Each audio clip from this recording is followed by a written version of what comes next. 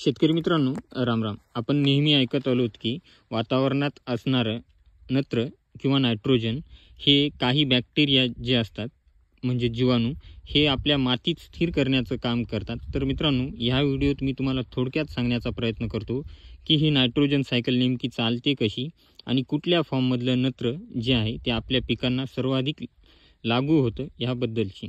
आणि ह्यात पहिली प्रोसेस अशी की जे काही वातावरणात 78% इतकं नायट्रोजन आहे हवेच्या स्वरूपात, ते नायट्रोजन वेगवेगळ्या प्रकारचे बॅक्टेरिया जसे की रायझोबियम अझाटोबॅक्टर हे बॅक्टेरिया NH3 या स्वरूपात मातीत स्थिर करण्याचं काम करतात. आणि NH3 म्हणजेच अमोनियाचा संपर्क जेव्हा पाण्याशी येतो तेव्हा ते NH4 म्हणजेच अमोनियम ह्या स्वरूपात रूपांतर होते.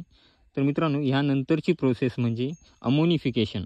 या प्रोसेसमध्ये आपल्या शेतात जे काही शेणखत, काडी, कचरा आणि इतर सेंद्रिय पदार्थ असतात त्यात असणारं सेंद्रिय नत्र हे बॅसिलस सारखे बॅक्टेरिया विघटित करून NH3 अमोनिया किंवा NH4 अमोनियम ह्या स्वरूपात स्थिर करण्याचं काम करतात. याच्या पुढची प्रोसेस म्हणजे नायट्रिफिकेशन. ह्या प्रोसेसमध्ये आपल्याला ज्या वरच्या दोन प्रोसेस पासून जे काही जमिनीत नत्र स्थिर झालेलं असतं जे की अमोनियम आयन ह्या स्वरूपात असतं, तर हे नत्र ऑक्सिजनच्या मदतीने नायट्रोसुमोनास नावाचे बॅक्टेरिया जे आहेत ते NO2 म्हणजेच नायट्राइट फॉर्ममध्ये पहिलं त्याला कन्वर्ट करतात आणि त्यानंतर NO2 ला नायट्रोबॅक्टर हे बॅक्टेरिया NO3 म्हणजेच नायट्रेट ह्या फॉर्ममध्ये कन्वर्ट करतात. आणि हा जो फॉर्म असतो हा फॉर्म आपल्या पिकांना सर्वाधिक जास्त प्रमाणात उपलब्ध होतो. आणि ह्यानंतरची शेवटची प्रोसेस म्हणजे डिनायट्रिफिकेशन. या प्रोसेसमध्ये